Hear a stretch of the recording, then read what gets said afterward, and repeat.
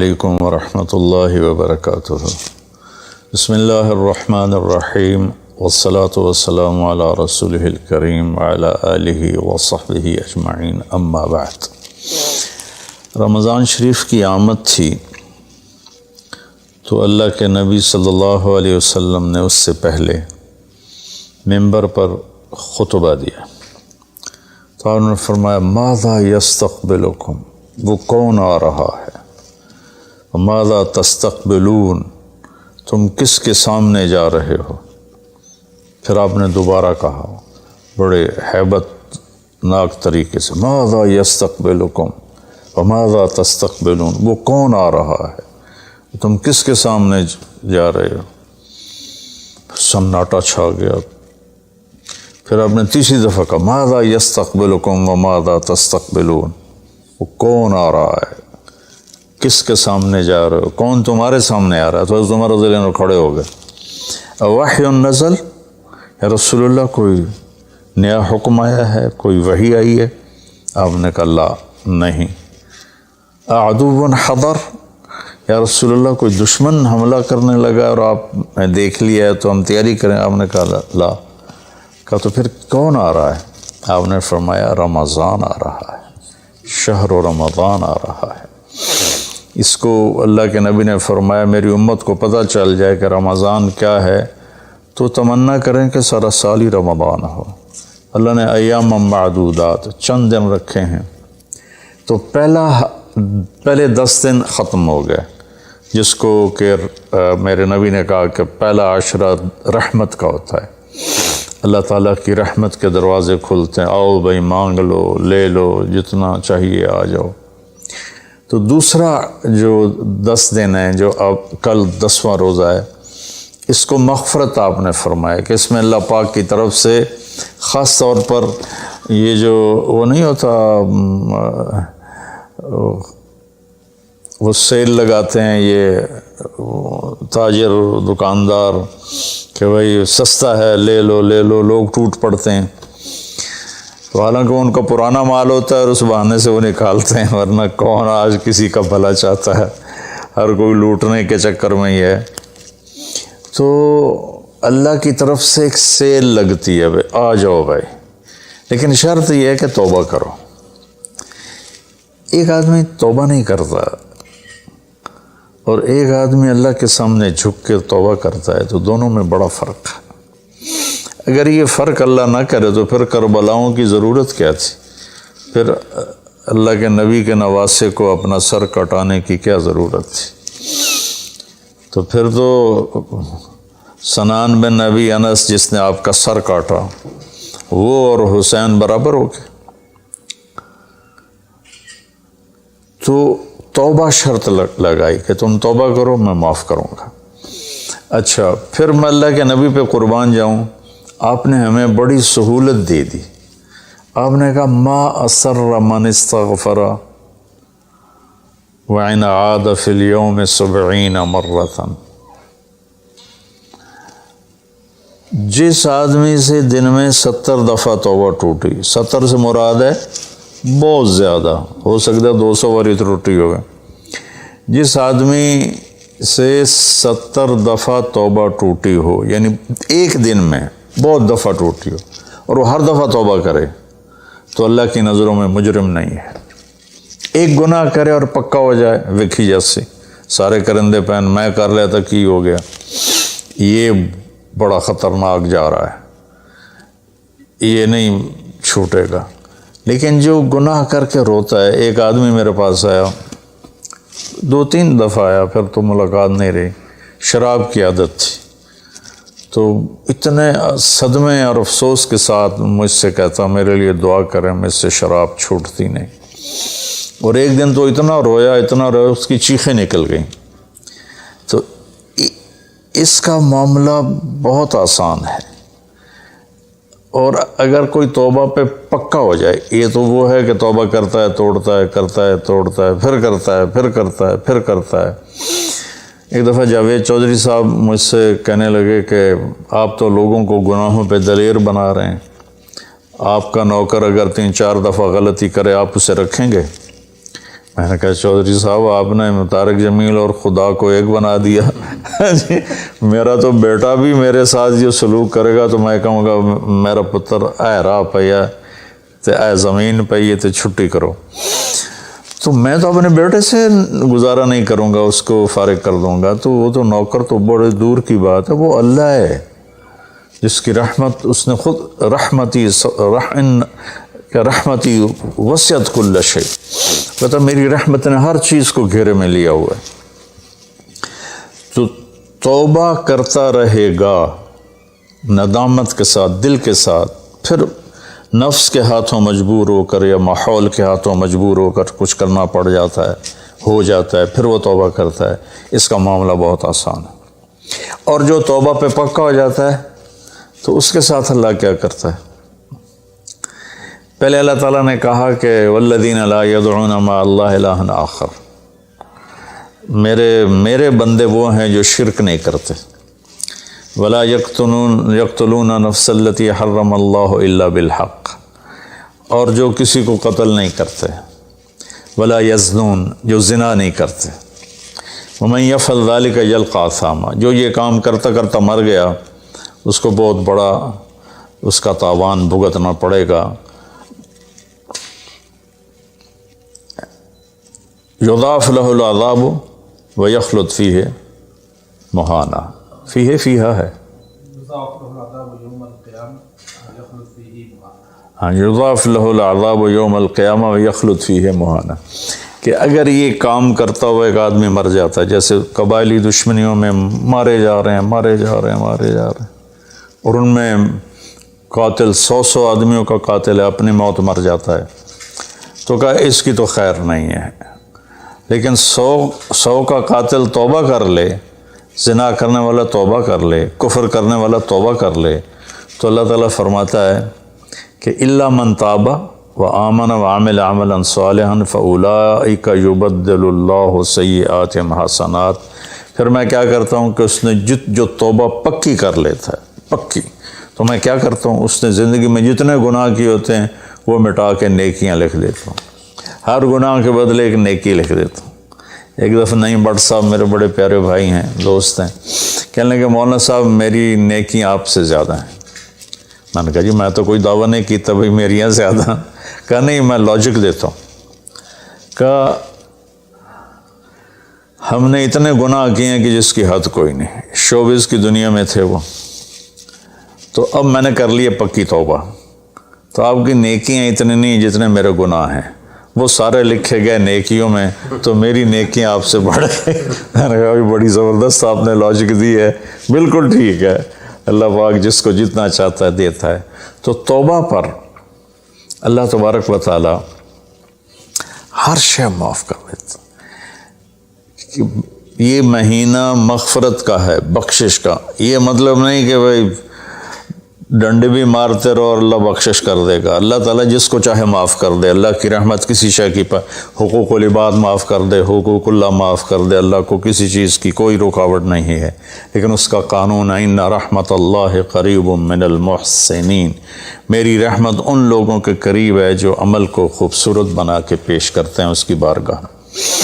تو ایک صحابی جنہوں نے حضرت حمزہ کو قتل کیا، حضرت حمزہ رضی اللہ تعالیٰ عنہ علیہ السلام، وحشی رضی اللہ تعالیٰ عنہ، اللہ کے نبی نے مکہ فتح کیا تو ان کے قتل کا حکم دے دیا کہ جہاں ملے قتل کر دو. تو وہ بھاگ گئے طائف. ان کو کسی نے کہا جو آ کے کلمہ پڑھ لینا اس کو معاف کر دیتے، اور جو آ کے معافی مانگے اس کو معاف کر دیتے. تو کہنے لگے میں نے منہ چھپایا اور چپ کے راستوں سے مدینے پہنچا. اللہ کے نبی مسجد میں ایسے اپنے دھیان میں بیٹھے تھے. میں نے کہا اشہد ان لا الہ الا اللہ واشہد انک رسول اللہ. سب ایسے ہوئے تو ان کا چہرے سے کپڑا ہٹایا. تو کہنے لگا مجھے امن چاہیے، میں امن کا طلبگار ہوں. تو آپ نے فرمایا اواشیون انتا، تو وشی ہے؟ کہا جی ہاں. کہا میرا دل تو تھا کہ تم مجھ سے امن طلب نہ کرتا اور میں تیری گردن اڑا دیتا، لیکن میرا رب کہتا ہے کہ وَإِنْ أَحَدٌ مِّنَ الْمُشْرِكِينَ اسْتَجَارَكَ فَأَجِرْهُ حَتَّى يَسْمَعَ كَلَامَ اللَّهِ۔ اگر کوئی آ کر مشرک آپ سے پناہ چاہتا ہے تو اس کو آپ پناہ دیں، تو تجھے پناہ ہے، کچھ نہیں، بول بیٹھ۔ تو کہنے لگا میرے کچھ سوال ہیں۔ آپ نے کہا کیا؟ پھر کہنے لگا مجھے امن تو ہے نا، مجھے کہیں گے تو کچھ نہیں۔ آپ نے کہا نہیں، کچھ نہیں کہتا۔ آپ کا رب کہتا ہے جو شرک کرے، قتل کرے، زنا کرے، وہ جہنم میں جائے گا، جو میں نے ابھی آیت پڑھی۔ تو میں نے تو یہ سارے کیے ہوئے ہیں، تو کیا میرے لیے گنجائش ہے؟ آپ نے کہا اللہ کہہ رہا الا من تاب وآمن وعمل عملا صالحا فاولئک یبدل اللہ سیئاتہم حسنات وکان اللہ غفور الرحیم، کہ اللہ تعالیٰ فرما رہا ہے جو توبہ کر لے، جو ایمان لے آئے، جو اچھا عمل کرے تو اللہ معاف کر دے گا۔ وہ کہنے لگا ایمان بھی لاؤں، توبہ بھی کروں، اچھا عمل بھی کروں، یہ تو بڑی سخت شرطیں ہیں، کوئی اور آسان اس سے راستہ ہے؟ تو آپ نے کہا ہاں، اللہ تعالیٰ کہتا ہے کہ ان اللہ لا یغفر ان یشرک بہ ویغفر ما دون ذلک لمن یشاء، میں شرک معاف نہیں کروں گا، باقی جس کو چاہوں معاف کر دوں۔ تو اس پر کہنے لگا وحشی آپ مجھے قتل تو نہیں کریں گے نا، مجھے امن تو ہے نا؟ آپ نے کہا ہاں ہے۔ کہا اچھا اگر وہ یہ کہتا ہے کہ میں شرک معاف نہیں کروں گا، باقی جس سے چاہوں معاف کروں، اگر مجھے معاف نہ کیا تو مجھے کلمہ پڑھنے کا کیا فائدہ؟ تو پھر آپ نے تیسری آیت اس کے سامنے پیش کی، کیا میرے نبی کا ظرف ہے چچا کے قاتل سے کیسی بات کر رہے ہیں، اور ایسی بے دردی سے قتل کیا گیا، ناک کاٹ لیا گیا، کان کاٹ لیا گیا، پیٹ چیر دیا گیا، کلیجہ ہندا نے چبا لیا اور سارا آنتیں نکال کے باہر پھینک دیں، اور آپ ان کی میت پر اتنا روئے تھے کہ آپ کی ہچکیاں لگ گئیں۔ تو اللہ نے جبریل کو بھیجا کہ جاؤ میرے محبوب سے کہو کہ آپ روئیں نہیں، ہم نے حمزہ کو عرشوں پہ لکھ دیا ہے، حمزہ تو اسد اللہ و اسد رسول ہی، حمزہ اللہ اور اس کے رسول کے شیر ہیں، ہم نے عرش پہ لکھوا دیا ہے۔ تو کہنے لگا اگر مجھے معاف نہ کیا تو پھر مجھے کلمہ پڑھنے کا کیا فائدہ؟ تو پھر آپ نے تیسری آیت اس کے سامنے پیش کی، یا عبادی الذین اسرفوا علی انفسہم لا تقنطوا من رحمت اللہ ان اللہ یغفر الذنوب جميعا انہ هو الغفور الرحیم۔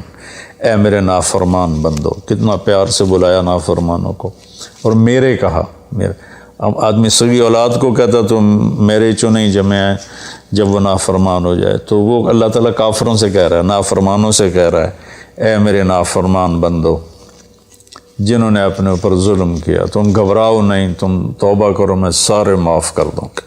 کہنے لگا ہاں اے گل ٹھیک۔ پھر اس نے کلمہ پڑھا تو اللہ کے نبی نے پھر فرمایا اچھا یہ تو بتا یار، میرا چچا تو شیر تھا، تو نے کیسے قتل کر دیا؟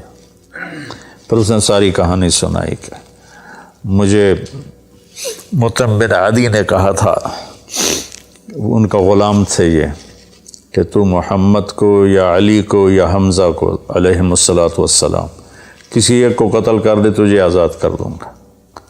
تو حمزہ پر تو میں سوتے میں بھی وار نہیں کر سکتا تھا، اس سے میرے اوپر اتنا خوف تھا، اور آپ کے گرد جانا ویسے ہی مجھے پتہ تھا محال ہے، چاروں طرف پیرا ہے، میں تو علی کو قتل کرنے نکلا تھا، لیکن جب میں اس کے قریب پہنچا تو اس کی نظر ایسے چاروں طرف گھوم رہی تھی، اور میں نے چھپ کے وار کرنا ہوتا ہے، تو میں چھپ نہیں پا رہا تھا، میں اس کی نظروں میں آ رہا تھا، چونکہ جیسے اس کی تلوار چل رہی تھی ویسے اس کی نظر بھی چل رہی تھی۔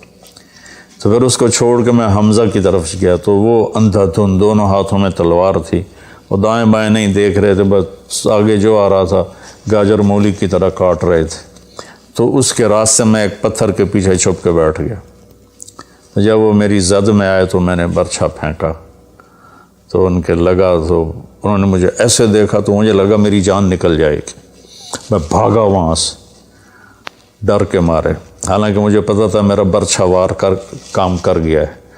تو پیچھے آوازیں ابا ہمارا ابا ہمارا، تو مجھے اندازہ ہو گیا کہ میرا کام ہو گیا۔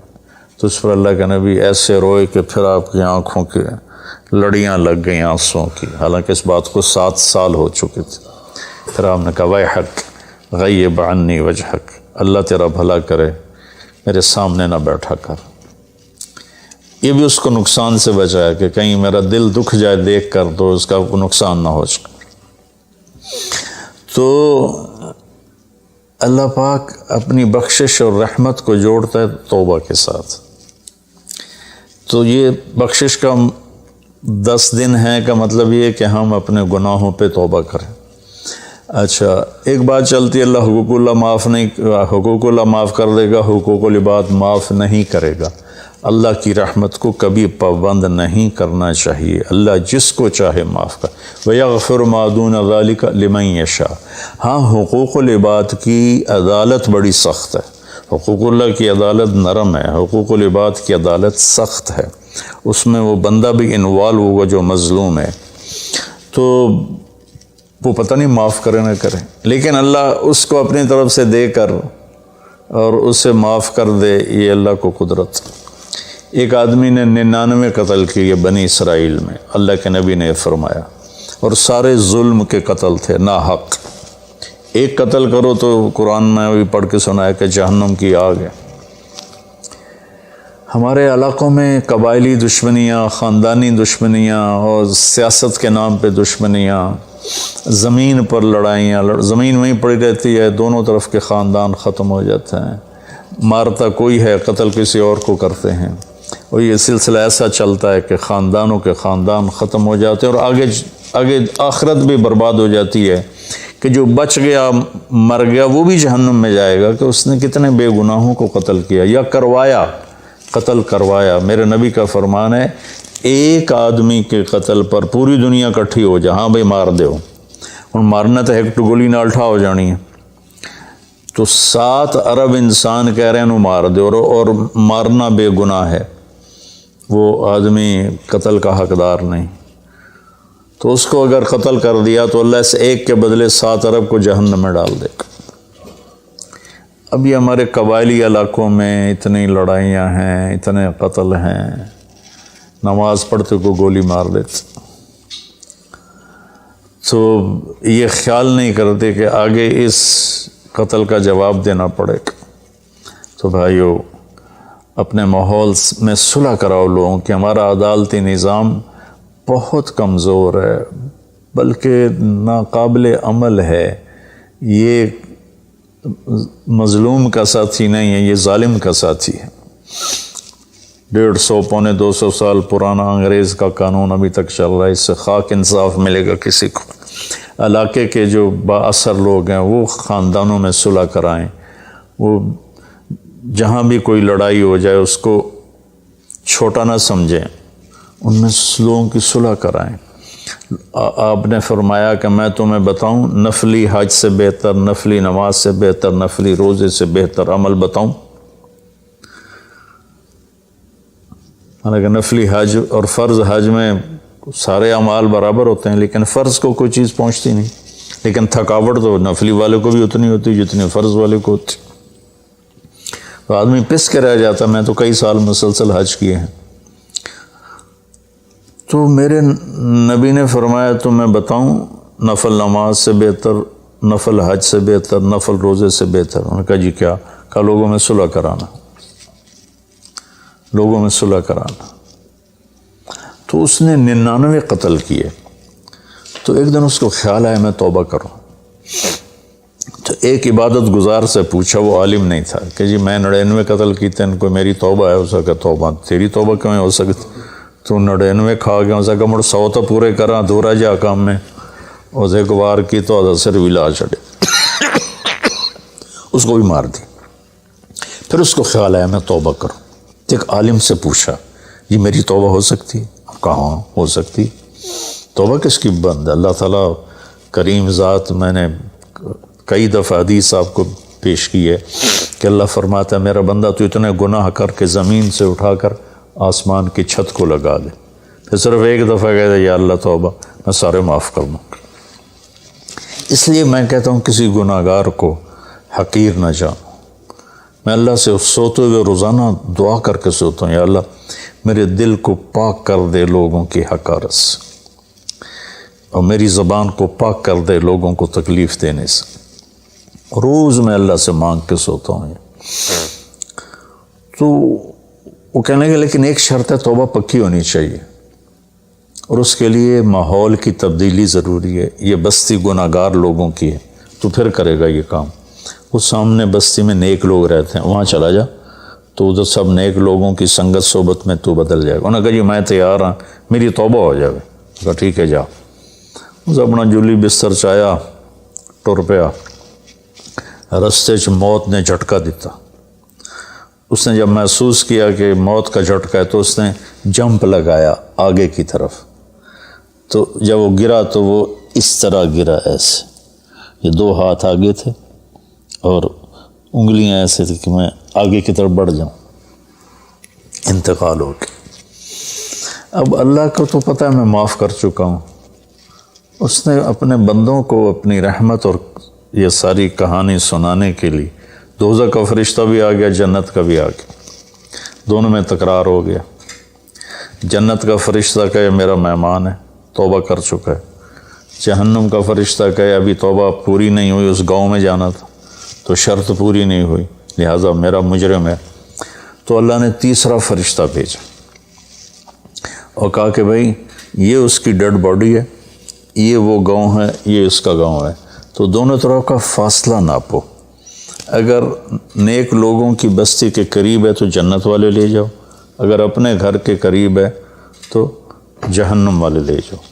فزیکلی وہ اپنے گھر کے قریب تھا اور بستی سے، نیک لوگوں کی بستی سے دور تھا۔ جب ناپنے لگے تو اللہ نے اس زمین سے کہا سکڑ جا، اور اس زمین سے کہا پھیل جا، یہ پھیل گئی، یہ سکڑ گئی، تو نیکوں کی بستی کے قریب اللہ نے کہا لے جاؤ، جنت والے لے جاؤ۔ تو اللہ تو ایسا کریم ہے، ہم نے اللہ سے ڈرا ڈرا ڈرا کے لوگوں کو بھگا دیا ہے۔ ایک پڑھا لکھا نوجوان تھا، کہنے لگا تسی مولویوں نے ساڑھ کو رب بھی کھو لیا، اتنا ڈرایا جے، اتنا ڈرایا جے کہ اسی ڈر کے ہی دوڑ گئے ہیں۔ تو اللہ تو سراپا رحمت ہے، شفقت ہے، رحیم ہے، کریم ہے، اس کی رحمت کی کوئی حد نہیں۔ لیکن بھائیو، جیسے اللہ کا ایک قانون ہے کہ اچھا اور برا برابر تو نہیں ہوتا نا۔